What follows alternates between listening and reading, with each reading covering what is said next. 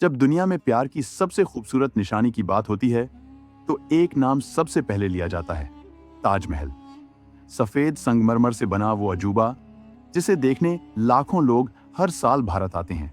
लेकिन क्या आपने कभी सोचा है कि आखिर ये बना कैसे?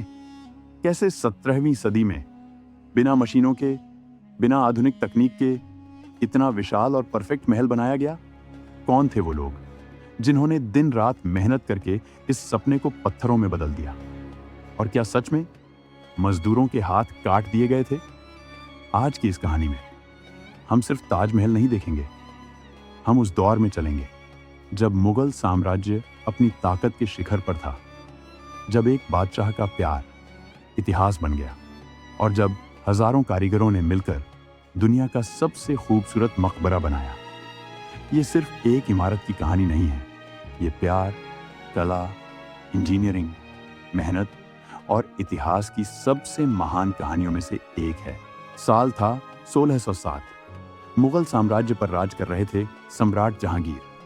दिल्ली और आगरा के महलों में शाही जिंदगी अपने पूरे वैभव पर थी। उसी दौरान एक युवा शहजादा जिसका नाम था खुर्रम पहली बार एक लड़की को देखता है। उस लड़की का नाम था अर्जुमंद बानो बेगम। कहते हैं जैसे ही शहजादे की नजर उस पर पड़ी, वो उसे अपना दिल दे बैठा। वो लड़की बेहद खूबसूरत थी, लेकिन सिर्फ खूबसूरती ही नहीं, उसकी समझदारी और व्यवहार भी लोगों को प्रभावित करता था। कुछ साल बाद दोनों की शादी हुई। शादी के बाद अर्जुमंद बानो को नया नाम मिला, मुमताज महल, मतलब महल की सबसे खास और प्यारी रानी। शाहजहां अपनी हर यात्रा में, हर युद्ध में मुमताज को साथ रखते थे। मुमताज सिर्फ बेगम नहीं थी, वो शाहजहां की सबसे भरोसेमंद साथी थी। लेकिन इतिहास की सबसे खूबसूरत कहानियों में भी दर्द छुपा होता है। साल 1631, दक्कन में युद्ध चल रहा था। मुमताज अपने 14वें बच्चे को जन्म दे रही थी, लेकिन इस बार किस्मत ने साथ नहीं दिया। बच्चे के जन्म के दौरान मुमताज की मौत हो गई। कहते हैं शाहजहां टूट गए थे। उन्होंने कई दिनों तक खुद को कमरे में बंद रखा।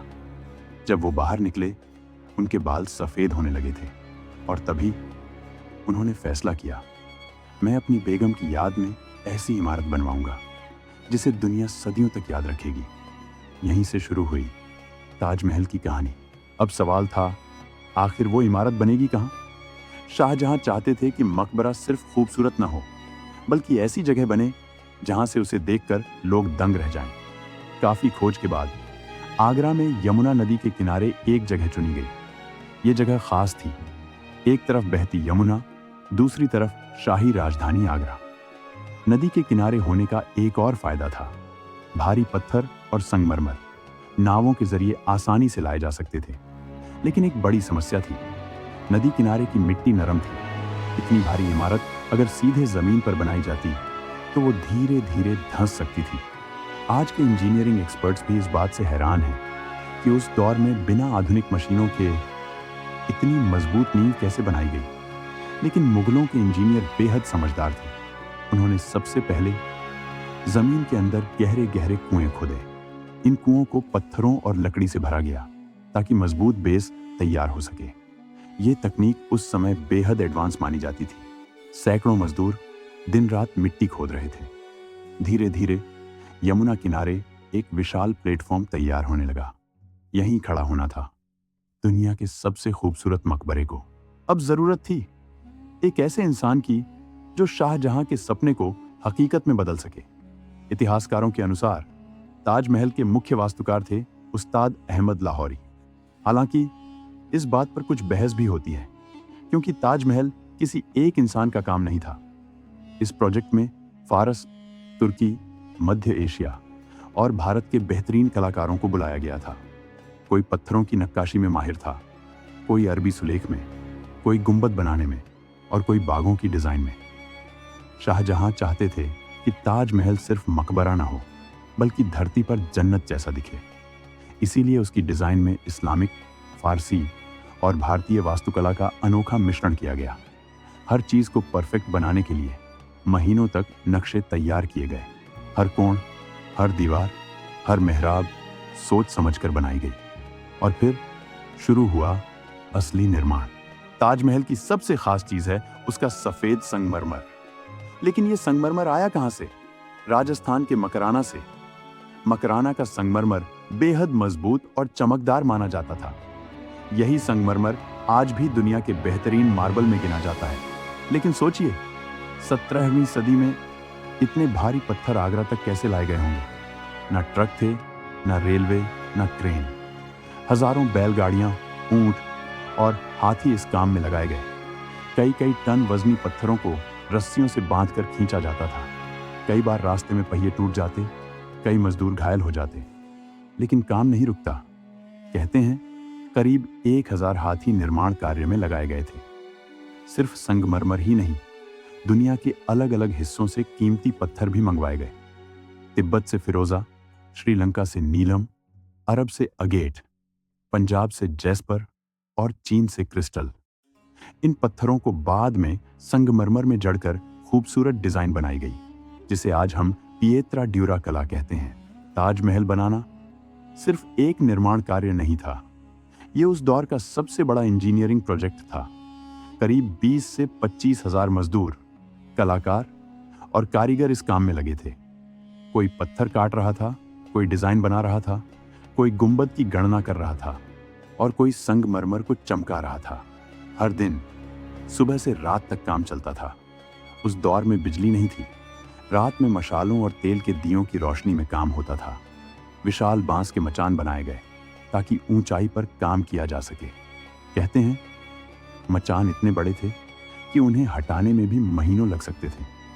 लेकिन एक कहानी मशहूर है। शाहजहां ने घोषणा की, जो चाहे मचान का बांस मुफ्त ले जा सकता है, और देखते ही देखते लोग रातों रात पूरा मचान ले गए। हालांकि इतिहासकार इस कहानी को पूरी तरह प्रमाणित नहीं मानते, लेकिन ये कहानी आज भी लोगों को सुनाई जाती है। ताजमहल का सबसे शानदार हिस्सा है उसका विशाल गुंबद। दूर से देखने पर ऐसा लगता है जैसे सफेद बादल जमीन पर उतर आया हो, लेकिन उस दौर में इतना बड़ा गुंबद बनाना बेहद कठिन काम था। गलती का मतलब था पूरा ढांचा गिर जाना। इंजीनियरों ने बेहद सटीक गणना की। गुंबद को इस तरह डिजाइन किया गया कि उसका वजन चारों तरफ बराबर फैले। इसी वजह से सैकड़ों साल बाद भी ताजमहल मजबूती से खड़ा है। मुख्य गुंबद के आसपास 4 छोटी छोटी गुंबदें बनाई गईं ताकि डिजाइन संतुलित लगे। और सबसे खास बात, ताजमहल की चारों मीनारें हल्की बाहर की ओर झुकी हुई हैं। ऐसा इसलिए किया गया ताकि भूकंप आने पर अगर मीनारें गिरें भी तो मुख्य मकबरे पर न गिरें। आज के इंजीनियर भी इस डिजाइन की तारीफ करते हैं। ताजमहल सिर्फ पत्थरों का ढांचा नहीं है, ये कला का खजाना है। मुख्य दरवाजों और दीवारों पर कुरान की आयतें लिखी गईं। इन खूबसूरत अक्षरों को बनाने वाले कलाकार थे अमानत खान। अगर आप ध्यान से देखें तो ऊपर की लिखावट नीचे की तुलना में बड़ी है। ऐसा इसलिए ताकि नीचे से देखने पर सब अक्षर बराबर दिखाई दें।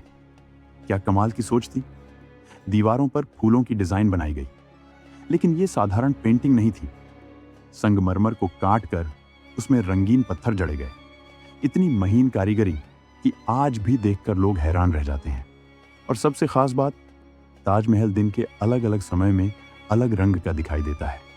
सुबह हल्का गुलाबी, दोपहर में चमकदार सफेद और चांदनी रात में सुनहरा, मानो इमारत जिंदा हो। जब लोग पहली बार ताजमहल के अंदर जाते हैं तो एक अजीब सी शांति महसूस होती है। बीच में शाहजहां और मुमताज की कब्र दिखाई देती है, लेकिन जो कब्र ऊपर दिखती है वो असली नहीं है। असल कब्रें नीचे के कक्ष में मौजूद हैं। ऊपर वाली कब्र सिर्फ प्रतीकात्मक है। पूरा कमरा इस तरह बनाया गया है कि हल्की सी आवाज भी गूंज उठती है। संगमरमर की जालियां इतनी बारीकी से तराशी गई हैं कि लगता ही नहीं ये पत्थर हैं। उस द्वार के कारीगरों ने अपनी कला की चरम सीमा दिखा दी थी। ताजमहल का निर्माण 1632 में शुरू हुआ। मुख्य मकबरा बनने में करीब 12 साल लगे, लेकिन पूरा कॉम्प्लेक्स, जिसमें मस्जिद, गेस्ट हाउस, बाग और मुख्य द्वार शामिल थे, उसे पूरा बनने में करीब 20 से 22 साल लगे। उस समय इस निर्माण पर लगभग 3 से 4 करोड़ रुपए खर्च हुए थे, जो आज के समय में अरबों डॉलर के बराबर माने जाते हैं। ये सिर्फ एक इमारत नहीं थी, ये मुगल साम्राज्य की ताकत, कला और धन का प्रदर्शन भी था। ताजमहल के बारे में एक कहानी बहुत मशहूर है। कहा जाता है कि शाहजहां ने निर्माण पूरा होने के बाद मजदूरों और कारीगरों के हाथ कटवा दिए थे ताकि वो दोबारा ऐसी इमारत न बना सकें। लेकिन क्या ये सच है? इतिहासकारों के अनुसार इसका कोई पक्का सबूत नहीं मिलता। कई विशेषज्ञ मानते हैं कि ये सिर्फ एक मिथक है जो समय के साथ फैल गया, क्योंकि बाद में भी उन्हीं कलाकारों के काम के रिकॉर्ड मिलते हैं। हालांकि ये सच जरूर है कि उस दौर में शाही प्रोजेक्ट्स पर काम करने वाले मजदूरों की जिंदगी बेहद कठिन होती थी। दिन रात मेहनत, भारी पत्थर और खतरनाक काम। ताजमहल की खूबसूरती के पीछे हजारों अनजान लोगों का पसीना छुपा है। समय बीतता गया, शाहजहां बूढ़े हो गए, फिर सत्ता की लड़ाई शुरू हुई। उनके बेटे औरंगजेब ने उन्हें आगरा किले में कैद कर दिया। कहते हैं शाहजहां अपने आखिरी दिनों में किले की खिड़की से ताजमहल को देखा करते थे, वही ताजमहल जो उन्होंने अपने प्यार की याद में बनवाया था। 1666 में शाहजहां की मौत हो गई और उन्हें भी मुमताज के बगल में दफना दिया गया। अब वो दोनों हमेशा के लिए साथ थे। समय के साथ मुगल साम्राज्य कमजोर हो गया। फिर भारत में अंग्रेजों का शासन आया। कई ऐतिहासिक इमारतों की तरह ताजमहल भी उपेक्षा का शिकार हुआ।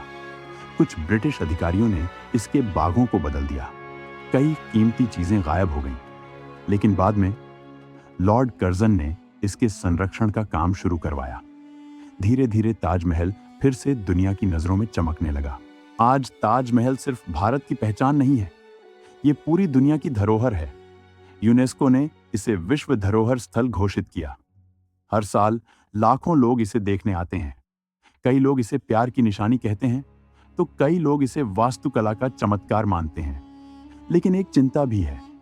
प्रदूषण की वजह से ताजमहल का सफेद रंग धीरे धीरे प्रभावित हो रहा है। इसीलिए इसके संरक्षण के लिए लगातार प्रयास किए जा रहे हैं, क्योंकि ताजमहल सिर्फ एक इमारत नहीं, इतिहास की अमानत है। जब भी कोई ताजमहल को देखता है, वो सिर्फ संगमरमर नहीं देखता, वो देखता है एक बादशाह का प्यार, हजारों मजदूरों की मेहनत, कारीगरों की कला और इंसानी कल्पना की वो ताकत जो पत्थरों को भी अमर बना देती है। सदियां बीत गईं, साम्राज्य खत्म हो गए, राजा बदल गए, लेकिन ताजमहल आज भी वहीं खड़ा है, शांत, भव्य और अमर। शायद इसलिए दुनिया उसे सिर्फ इमारत नहीं, एक एहसास मानती है। अगर आपको ये कहानी पसंद आई तो वीडियो को लाइक करें, चैनल को सब्सक्राइब करें और कमेंट में बताइए आप ताजमहल को क्या मानते हैं, प्यार की निशानी या इंसानी कला का सबसे बड़ा चमत्कार। हम फिर मिलेंगे इतिहास की एक और अद्भुत कहानी के साथ।